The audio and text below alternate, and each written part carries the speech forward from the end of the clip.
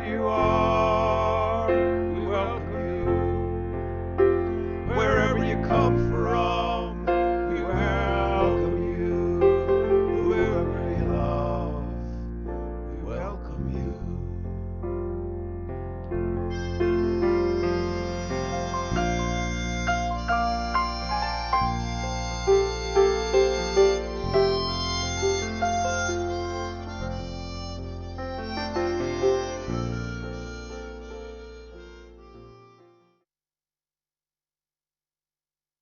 Good morning. Welcome to the Unitarian Universalist Church of Kent. I am Heidi Shaffer Bish, a member of this congregation and this morning's worship leader.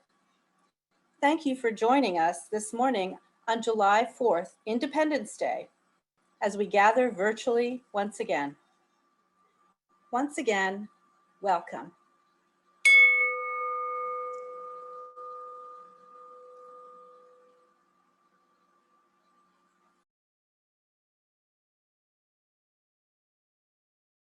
Yeah, we don't need it again.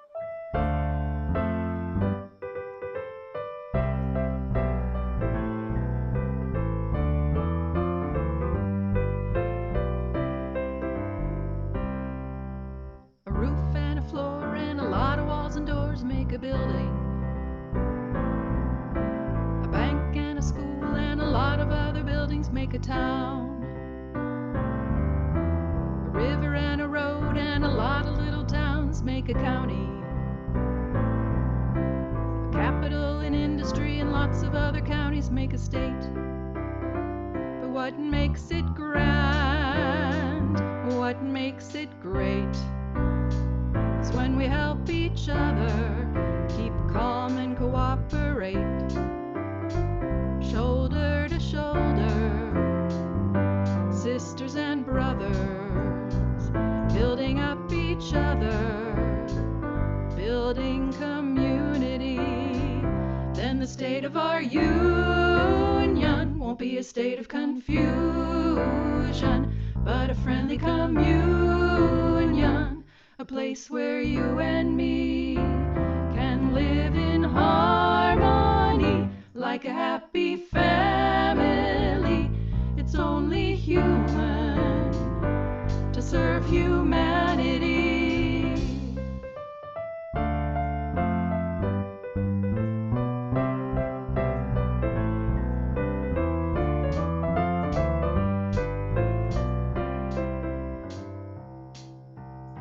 Respect, you respect me, we respect each other.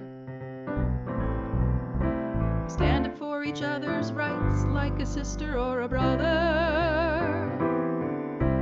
We never hesitate to reach out a hand to help another. We build up each other instead of tearing down, down, down. Then we won't just be a bunch of counties.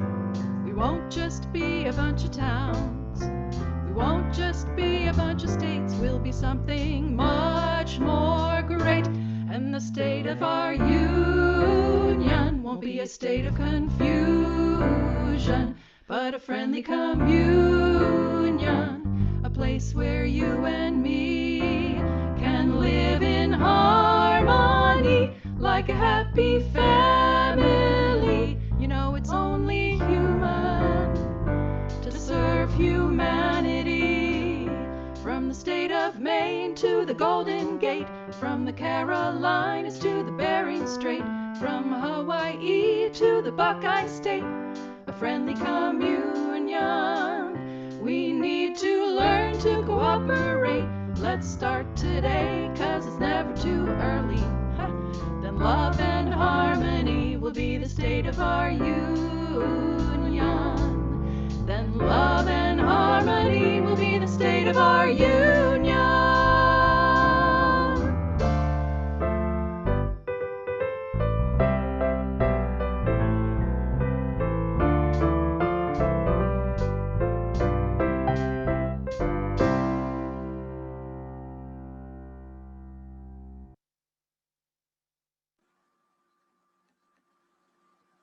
When I was a young adult, I saw democracy and the right of conscience work together toward a positive end goal, ending apartheid in South Africa.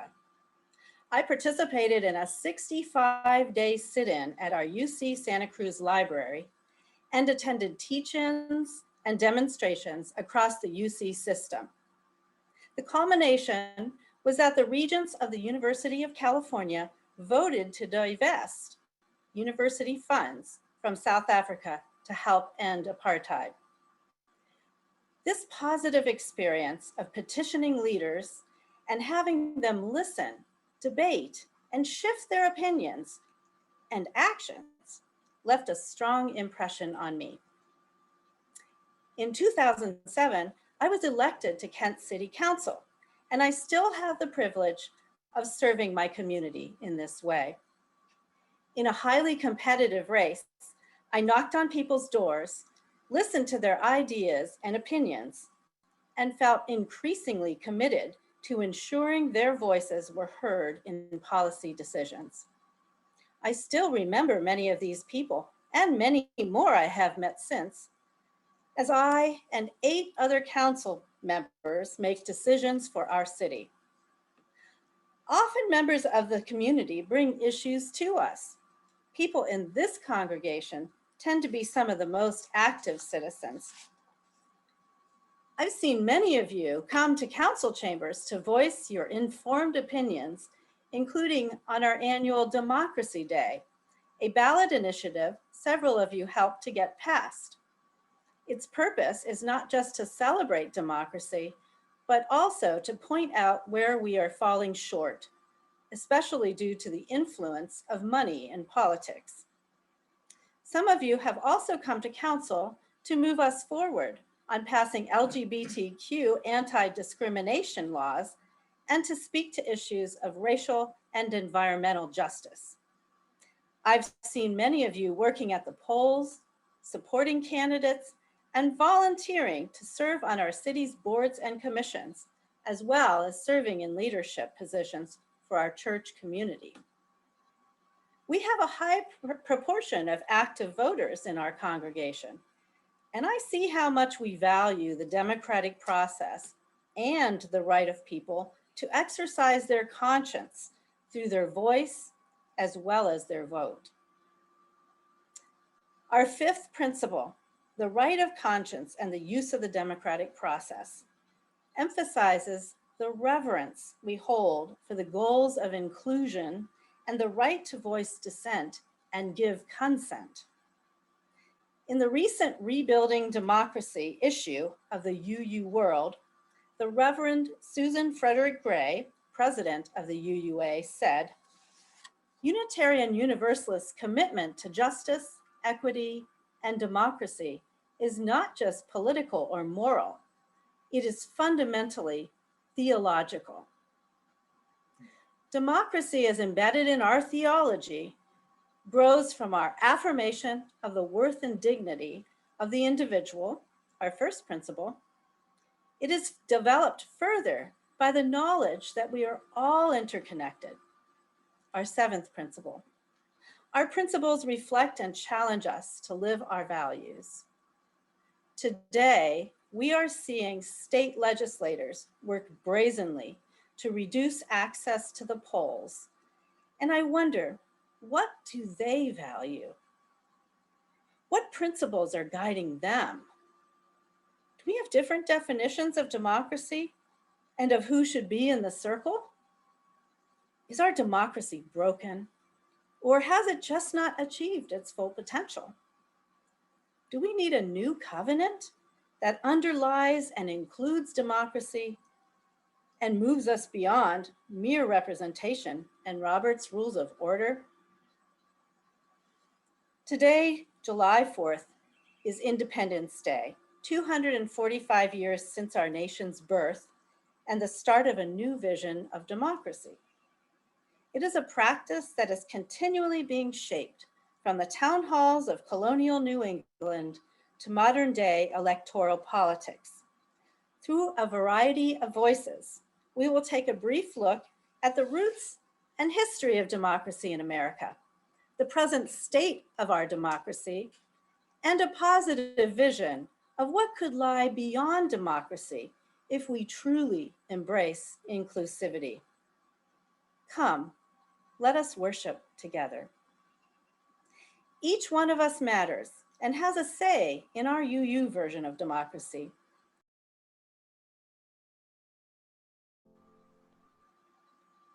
We join Unitarian Universalists across the country in lighting a chalice, a sign of life's beauty and wonder, a symbol of peace and hope, an invitation to continue our ongoing search for the light of truth within us and among us, and a reminder that we are all interconnected in the great web of existence, of which we are each a beloved part.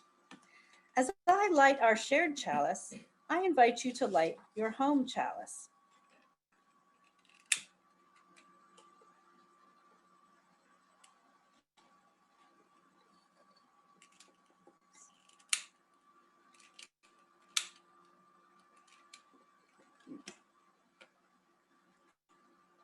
Would you join me now in the words of our covenant, a foundation of our Unitarian Universalist democratic process? Love is the spirit of this church, and service is its law. This is our great covenant, to dwell together in peace, to seek the truth in love, and to help one another.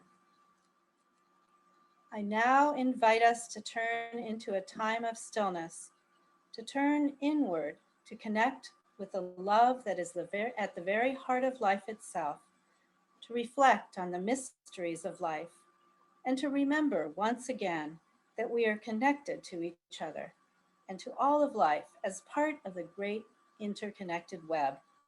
Let's enter the silence.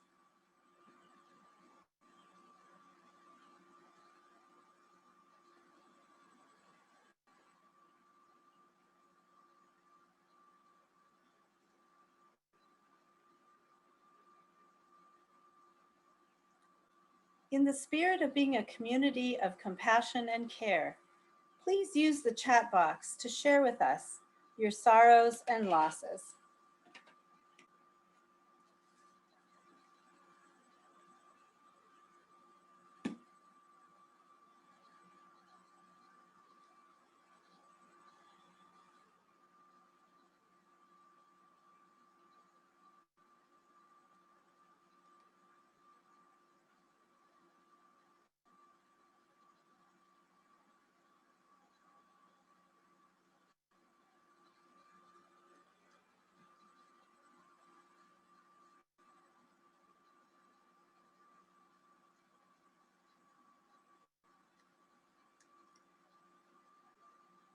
From Todd, Wendy, Coleman, and Iona, they have a sorrow that their Aunt Shirley died a week ago.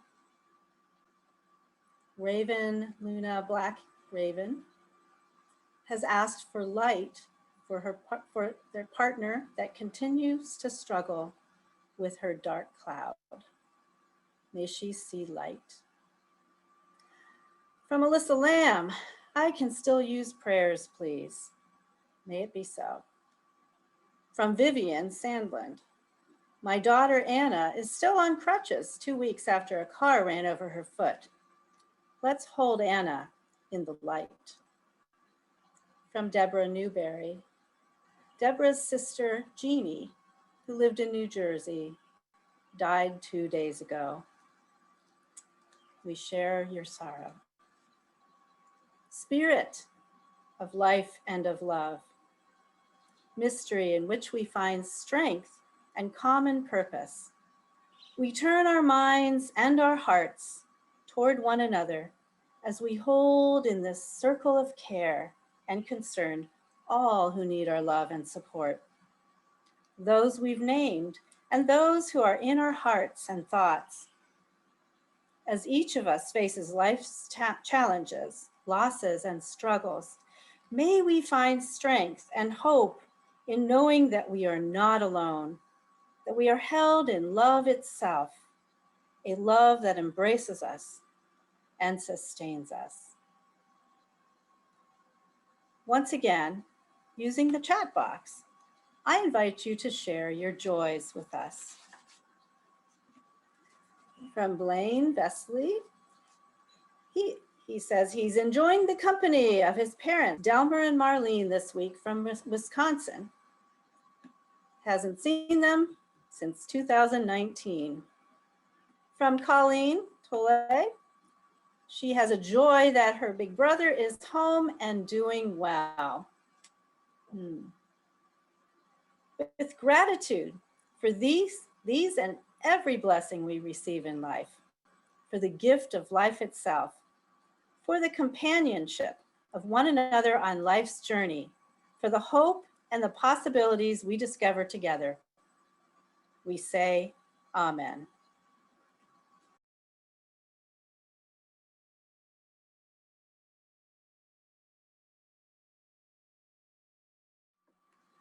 A Tale of Three Villages by Renee Ruchotzke, as published in the UUA World. There once were three travelers whose village was flooded. Together they set out for higher ground to find a new home. And as they journeyed, they reminisced in stories of their former home and their loved ones lost in the flood. As they crossed over mountains, they saw a sheltered, fertile valley beyond with a cluster of three small villages. And one said, "This land looks a lot like home, but I'm a little bit nervous about meeting new people." And the second said, "We have become good friends. We know and trust each other, and we share tasks fairly." The third said, "Let's ask good questions at each village to help us find a new home." Over their fire that night, they came up with two questions. How does the village make decisions? And what happens if you don't agree? When they entered the first village, the villagers told them, "We have a powerful ruler who decides what is best for our village. The ruler's family have been in charge for many generations. If we have a disagreement, the ruler decides for us." The travelers looked at each other with tight lips. Then they thanked the villagers and continued their journey. When they entered the second village, they asked, "How does your village make decisions?" And the villagers responded, "We vote for a few people to represent us all on a council. We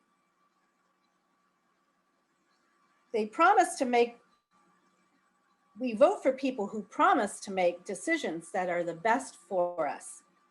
Then the travelers asked, "What happens when you don't agree with what the council decides?" "Sometimes we don't all like what they decide, but we have to do it." The travelers looked at each other with disappointed eyes, then said, "Thank you and goodbye" to those villagers as well. As they trudged to the third village, they talked amongst themselves. One said, "That sounded good at first, but was it better than the village with a ruler?" And another said, "Not really. Some people have a bigger say."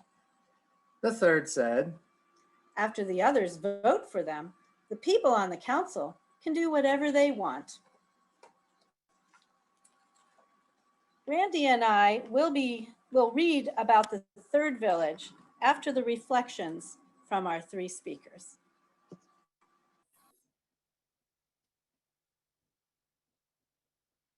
Governments deriving their just powers from the consent of the governed. This was a revolutionary vision when Thomas Jefferson wrote these words in the American Declaration of Independence. There were then no democratic republics. And when American revolutionaries created their new republic, they did not include all of the governed or even most of the governed in giving consent. After the failure of the Articles of Confederation, white gentlemen of property and standing sought to strengthen the central government and to reduce the power of what they viewed as unruly mobs. The Constitution that was written in 1787 provided for a deliberately limited democracy, Only the House of Representatives was chosen by the people. The Senate was chosen by state legislators, and the president was chosen by an invention called the Electoral College, which we still have today. Who could vote was left entirely up to the states. The Bill of Rights, the first 10 amendments to the Constitution, did not guarantee the right to vote. Over time, ordinary Americans pressed to make our republic more democratic, to expand the franchise, and to extend the power of ordinary voters over the government. After the Civil War, during the brief period known as Reconstruction, the Republican Party sought to extend voting rights to African American men, while Southern whites sought to block African American men from voting. With US troops in the South defending them, African American men began registering and voting in great numbers, electing both Black and white Republicans to offices. Black men in the South were elected to state legislatures, to the US House, and in 2 instances to the US Senate. Whites responded by organizing the Ku Klux Klan and other terror groups who used threats and murder to drive Black men away from the polls. In 1870, Congress passed and the states ratified the 15th Amendment to the US Constitution, prohibiting states from denying the right to vote on the basis of race, color, or previous condition of servitude. Women's rights activists pushed to bar states from also denying the right to vote on the basis of sex, but Congress rejected this. Women's rights activists went on to struggle state by state for the right to vote and to push for another constitutional amendment. Meanwhile, the 15th Amendment of 1870 appeared to guarantee Black men the right to vote, except it didn't. Reconstruction ended in 1877 when US troops were removed from the South, leaving the former enslaved people at the mercy of Southern whites. White people acted quickly to restore white supremacy and to deny African Americans the right to vote. The Southern states instituted poll taxes and literacy tests and other practices to block African Americans from voting. African Americans thus mostly lost the right to vote across the South and were denied this right for most of the 20th century. Without the right to vote, and with the ever-present threat of lynching and white rioting, African Americans had almost no means to challenge the disenfranchisement or to participate in the democratic process. A central goal of the civil rights movement of the 1960s was to enable African Americans to vote in the South. In Mississippi in 1964, only 7% of Black adults were registered to vote. That year, activists organized Freedom Summer in Mississippi, in large part to register Black voters. Civil rights workers were murdered during Freedom Summer. A coalition of groups also began organizing in Selma, Alabama to register Black voters. People waited in long lines to try to register, and police beat and arrested activists who brought water to those who waited in line. In February 1965, a Black teenager named Jimmy Lee Jackson was shot dead by an Alabama state trooper during a peaceful voting rights protest. To express their grief and anger and to demand the right to vote, activists organized a long march from Selma to Montgomery. Governor George Wallace sent state troopers to block the marchers from crossing the Edmund Pettus Bridge to leave Selma. State troopers attacked the peaceful marchers and tear gassed and beat them. Young John Lewis suffered a fractured skull. These events, called Bloody Sunday, drew outrage around the nation. They prompted President Lyndon Johnson to pledge to sign a national voting rights bill. And Congress passed the bill and Johnson signed it, and the Voting Rights Act became law in August 1965. It was the product of ordinary people struggling nonviolently for democracy. The Voting Rights Act made a big difference. By 1969, 67% of eligible African Americans were registered to vote across the South.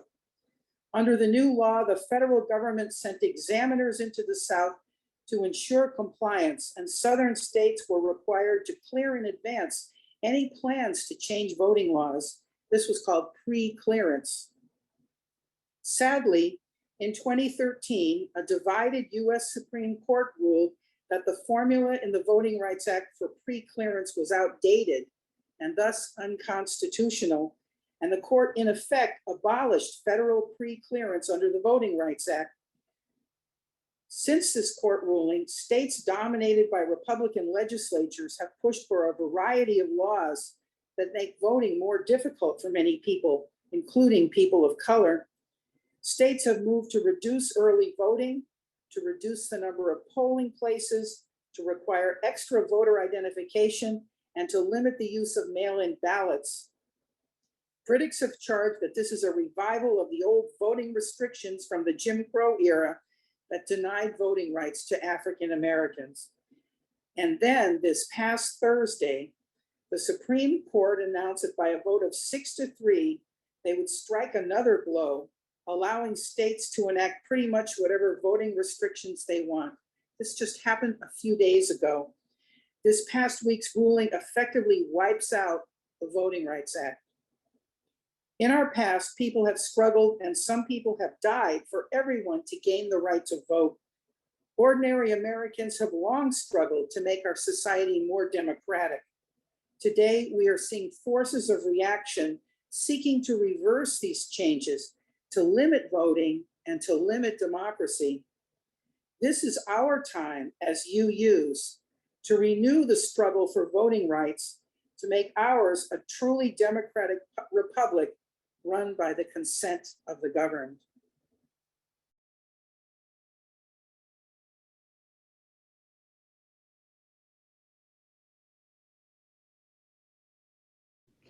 Hi, I'm Regula, and I'm here today to speak a little bit about threats to our democracy. For those who don't know me, I am a graduate of Kent State University, currently teaching at University of Dayton while living in Columbus, Ohio. My husband MJ Eckhouse and I moved to Columbus, Ohio after living in Kent for an extended period of time, and while we were there, both were civically and politically engaged, helping to pass the non-discrimination ordinance, conversion therapy ban, and in 2018 I ran for Portage County Auditor. Now, my good friend Richard Stegman Gall still lives in Kent and still teaches at Kent State University in the history department. His research area is Germany just immediately pre-World War II. Specifically, he studies fascism. And he has asserted for a number of years now that the US is creeping towards fascism, and he does that not to start an argument, although it often does. But he does this instead to point out that our democracy is under attack through a number of threats. Some of those that he lists are secrecy in government, money in government, exclusionary practices and limitations to the exercise of our rights, as well as, most recently, the devaluing of the truth and expertise, and instead uplifting of ignorance and disinformation. That last one is the most recent, and we saw the most egregious examples under the Trump administration, especially with regard to the pandemic and COVID-19. Because it is more recent, it is more likely easier to turn the tide on that one. Those other three, or of those other three, I'm going to be addressing that issue of limitations of exercise of rights. The first two, I'm going to exercise my right of the teacher hat and give you a homework assignment, no pop quiz involved. And when you go home today, or while you're on your computer now, look up a couple of things. In order to better understand some of the secrecy at work within our democratic processes and threatening our democratic processes, I want you to look up Doubletree Suites 2011 redistricting. That was a hotel room where maps were drawn in 2011, and it helps to explain how we got to the gerrymandered state that we are today. And it also points out some of the lessons that we should take away as we are currently undergoing another round of redistricting process. We are still waiting on census data, and we are still waiting for the governor to convene the redistricting commission. So this is a fight that is beginning anew, but understanding that year and those events might help as we get engaged this year. The second thing is not dealing with secrecy, but instead money in politics. And for that, your homework is to Google HB6 FBI investigation. This is the 2019 bill that hamstrung renewable energy in favor of funneling money towards the fossil and nuclear industry instead. This is in part a result of the 2010 Citizens United Supreme Court decision that ruled money equals speech in politics. If you have any questions about those or would just love to emotionally process some of that information after you find it, feel free to give me a call or email me. I am more than happy to talk with budding activists about these things. That last, third threat to democracy is where I want to spend more time. The limitation of exercise of rights in the US is something that we are seeing in Ohio and other states actively. This can look like limitation of polling places, polling times, and absentee ballot access. That's what we tend to see happening in Ohio, and those tend to be the more egregious limitations of right to the vote. We can look at redlining and geographic racism and poll taxes and poll tests and see how limiting access to polls is a problem and a threat to our democracy. Voter ID laws, the often seen as more respectable or more reasonable limitation of the right to the vote, is not something that we're seeing as much in Ohio, but it is something that I have experience with. I sit here in front of you, a white, landowning, well-educated, reasonably well-to-do man. By all accounts, I should be able to vote across all of the nation's history, for better or worse. That is the status that I find myself in. I have a lot of privilege. I also sit here in front of you as a trans man. And as a trans man, in order for me to have an ID that matches who I am legally and who you see in front of me, I had to shell out about $500, as well as countless administrative hours for things like legal name change, updating my birth certificate, which is still in process, updating my passport, my driver's license, my social security records. Now, I sit here not to say, oh, woe is me, poor little white boy, but instead to say, with all of my privilege, if these are the obstacles that I faced in voting and exercising that fundamental right, imagine what the obstacles might be for someone in a worse off position, a trans woman, a single mom of color, a person in active addiction, a felon recently released on parole. All of these people are going to have more difficulty accessing their right to the vote than me under many voter ID laws. There's a purpose to that. It's a threat to democracy. Now, other limitations to, or other threats to democracy include additional things that are going on in Ohio today and are things that we can also fight back against. And those include the limitation of our exercise of free speech and exercising our right to protest.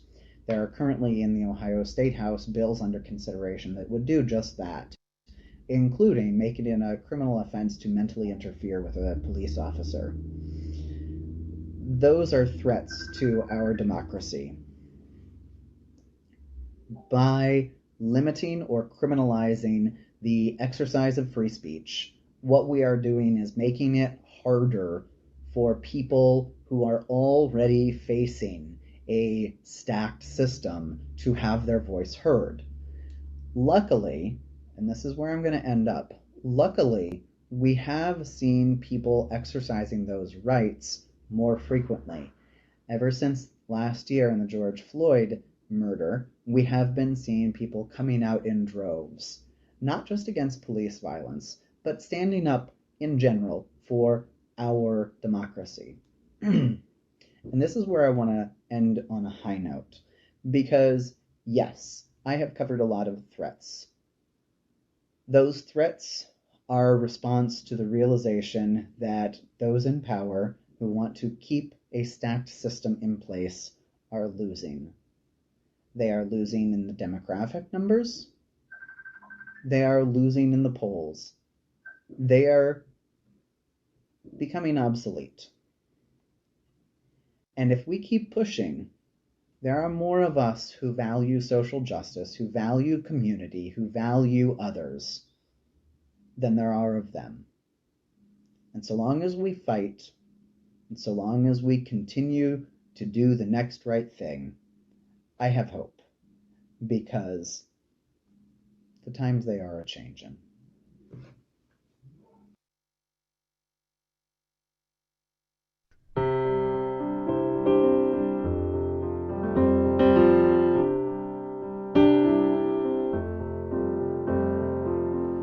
What if each voice is connected? What if each sound moves into the middle? What if our boundaries fall unprotected? What is the answer given to the riddle?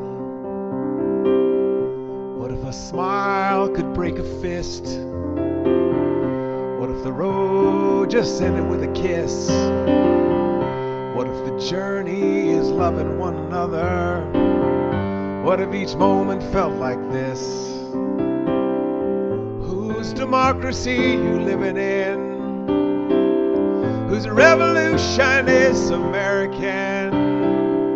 Who's gonna save us our freedom? I don't know, but I've been troubling. I don't know, but I've been troubling. What if the money falls into the river? What if the package just don't get delivered? What if the battle moves so far away? What if freedom came to stay? Whose democracy you living in? Whose revolution is American? Who's gonna save us our freedom? I don't know, but I've been troubling. Where is my country? I've been here waiting. When will my soldier return? Where are my fathers? What would they say? Where would they tell me to turn? Let each voice make a difference. Let our love break down this fence. Let our nation regain respect. Make our challenge to connect. Whose democracy you living in? Whose revolution is American? Who's gonna save us our freedom? I don't know, but I've been troubling. I don't know, but I've been troubling. I don't know, but I've been troubling.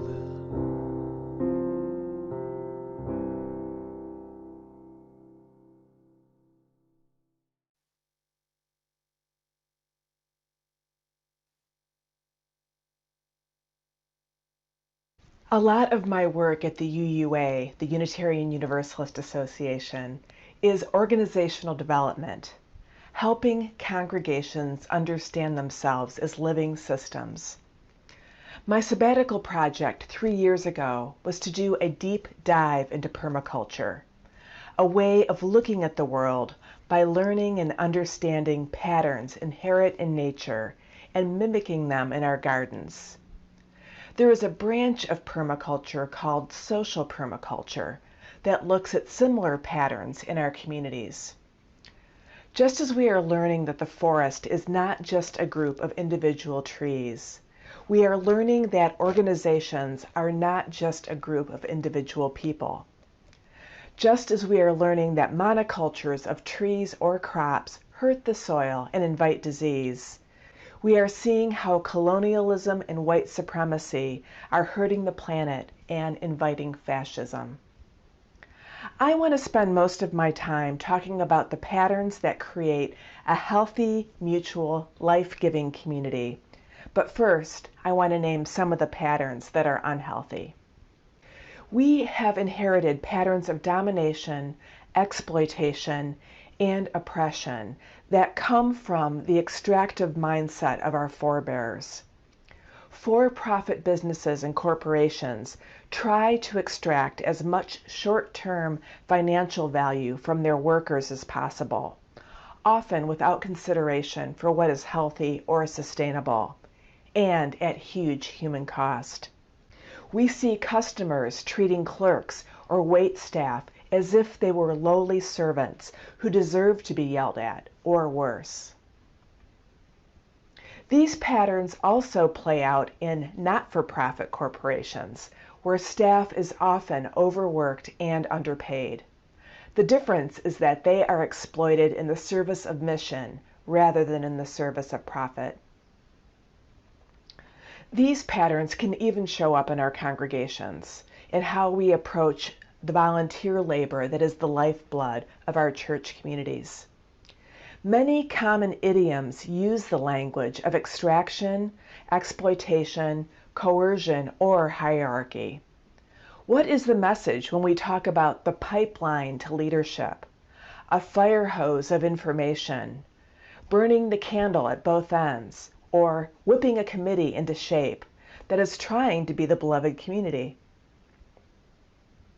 We are learning from our anti-racism work that our inherited forms of congregational governance and decision-making include practices that reinforce systems of oppression because they reinforce existing systems of informal power.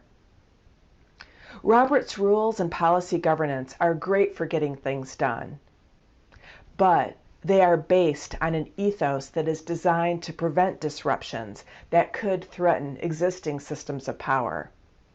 I know this from personal experience, both as the person with the gavel and the person trying to have a voice when the person with the gavel did not want me to. One thing we have learned in the past year of pandemic and protests is that existing systems of power need to be disrupted. Black and brown and indigenous voices need to be heard. Our ecosystems and climate can no longer be afterthoughts. But we are also seeing that these pressures on American democracy are resulting in the people in power being willing to destroy democracy through voter suppression and armed insurrection. Over the past year, my colleague Patricia Infanti and I have been learning about and teaching an inclusive form of decision-making and governance that is based in principles of social permaculture. The basic pattern or form is a circle, similar to covenant groups, where everyone gets a chance to speak while making decisions. We are calling these decision-making circles discernment circles. The discernment circle method comes from a form of governance called dynamic governance, or better known as sociocracy. Sociocracy is designed so that systems are well thought out and have the consent of the group. But it is much different than a consensus form of decision making. For time's sake, I can only give a brief description. Discernment circles start by a process called picture forming, where the group, going around the circle, Name the elements of an issue or a problem to be considered. It's much easier to address an issue if you have a full understanding of it. Once there's an agreement about the problem, then the people start proposing solutions, again in a circle format.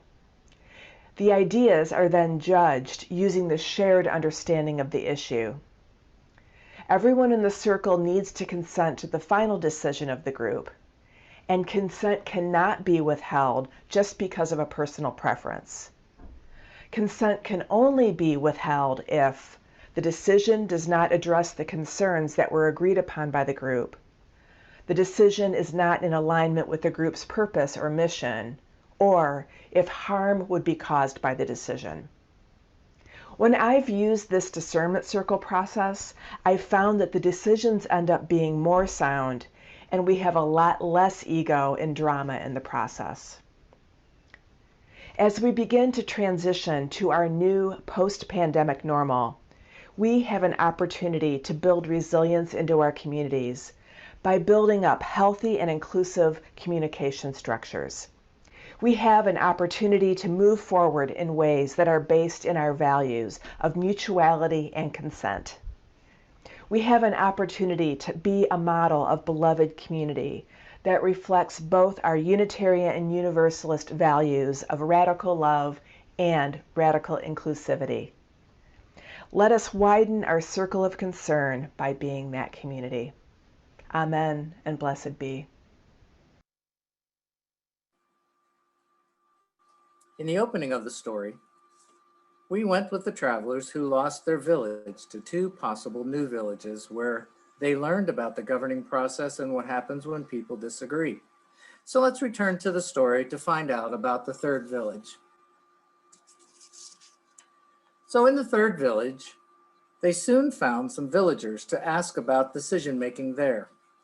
One villager smiled and said, "Come, we will show you." So the villagers formed a large circle and invited the travelers to join them. And a villager, wearing a special necklace, said,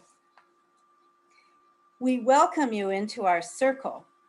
If you would like to stay, you must accept our agreements. Speak the truth, keep your promises, honor and care for this circle as part of earth and sky." The travelers looked at each other with shiny eyes, then agreed in unison. And another villager explained, This is how we make important decisions, by listening to each in their turn under these agreements until the decision is made.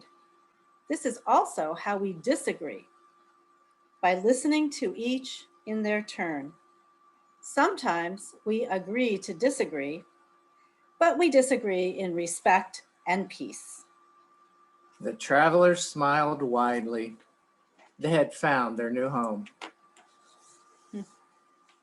Although we can't be together in person yet, but we are working on that, we are strong and thriving as a community and able to be together virtually for worship, for community, and for shared ministry because of the gifts of money, time, and care each of you so generously give. Thank you. To help others in our community thrive, we also give to agencies and organizations in Kent and beyond that serve those in need. July's special offering is for the local Portage County chapter of the National Alliance for Mental Illness, or NAMI. NAMI is a national grassroots advocacy group originally founded by family members of people diagnosed with mental illness.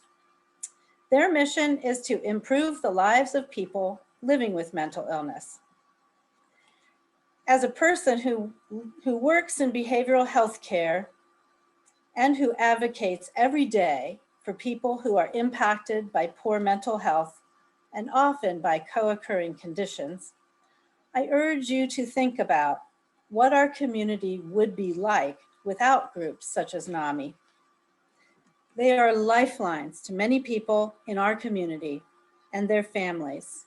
Your generosity is deeply appreciated. In the spirit of gratitude for the gift of one another and this community, we now give and receive the offering.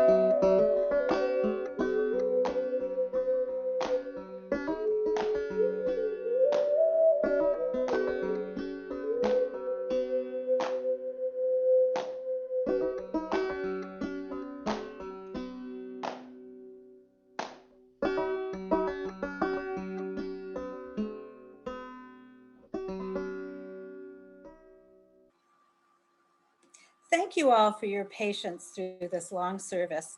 It felt important to have a multiplicity of voices in this service in deference to this important and timely topic. Now we will extinguish the chalice. We extinguish this flame, but not the light of truth, the warmth of community, or the fire of commitment. May we carry these in our hearts and minds until we are together again.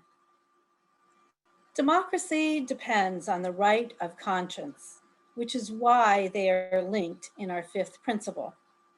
When democracy is challenged, we must seek to broaden the circle, and we must work to change hearts and minds, beginning with our own awakening.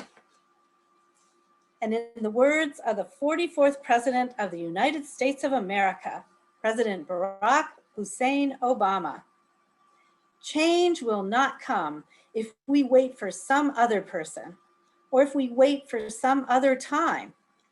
We are the ones we've been waiting for. We are the change we seek. And now, as change agents in an interdependent world, let us go forth in peace and in joy to continue inspiring love, seeking justice, and growing in community. May it be so, blessed be, and amen. Oops.